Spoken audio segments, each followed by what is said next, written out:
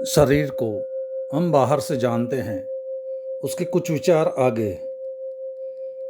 उद्दालक ने अपने बेटे श्वेतकेतु को कहा कि श्वेतकेतु, तू जा ऋषि के आश्रम में और ब्राह्मण होकर लौट। लेकिन श्वेतकेतु ने पूछा, लेकिन मैं ब्राह्मण में तो हूँ ही, ब्राह्मणों का पुत्र हूँ।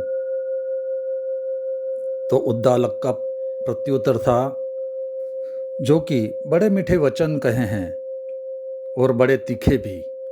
उद्दालक ने कहा, हमारे घर में ऐसा कभी नहीं हुआ कि कोई सिर्फ हमारे घर में पैदा होने से ब्राह्मण हुआ हो। हम वस्तुतः ही ब्राह्मण होते रहे हैं। तो तू जा गुरु के आश्रम में और ब्राह्मण होकर वापस लौट। बाप से कहीं ब्राह्मणत्व मिला है क्या? गुरु से ही ब्राह्मणत्व मिलता है। और हमारे घर में नाम मात्र का ब्राह्मण कभी भी नहीं हुआ। हम सदा ही ब्राह्मण होते रहे हैं।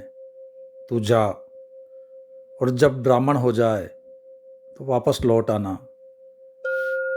यह सूत्र कहता है, शूद्र की भांति, चंडाल की भांति इस शरीर से दूर हट जाओ। दूर हटना भी नहीं पड़ता।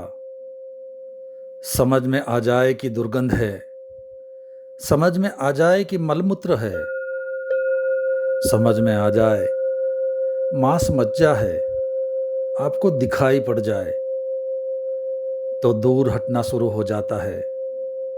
हम खींचते हैं वहां, आकर्षित होते हैं वहां जहां सोचते हैं सुगंध है, सुवास है। हम हटने लगते हैं वहां से, विकर्षित होते हैं वहां से जहां हमें लगता है दुर्गंध है। शरीर के पास रहने का जो मन है हमारा, वह शरीर के संबंध में हमारे अज्ञान के कारण ही है। हमें पता ही नहीं है कि शरीर हमारा क्या है। तो शरीर को भीतर से देखे, अपने ही सर्जन बन जाए, अपने को ही उगाड़े। चमड़ी बहुत मोटी नहीं है, बहुत ही पतली है। और चमड़ी के भीतर जो छिपा है, उससे हम कितना राग बना लेते हैं और इस भांति जीने लगते हैं जैसे वही हमारा सब कुछ होना है। तो उससे जुड़ जाते हैं, बंध जाते हैं। शरीर की ठीक ठीक स्थिति ख्याल में आने लगे तो आप पाएंगे दूर हटना शुरू हो गया। हटना भी नहीं पड़ता, हटना शुरू हो जाता है। फिर तो पास आना हो तो चेष्टा करनी पड़े।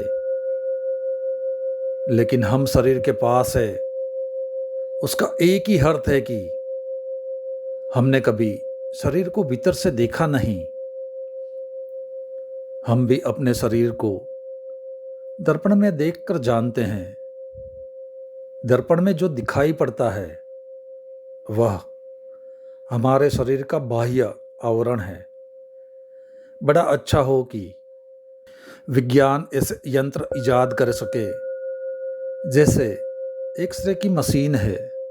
आज नहीं कल विज्ञान ऐसे यंत्र बना ले कि उनके सामने आदमी खड़ा हो जाए तो जैसा वह भीतर से पूरा का पूरा हड्डी, मांस, मज्जा, मल, मूत्र सब दिखाई पड़ जाए, तो वैसे यंत्र बड़े काम के हो सकते हैं।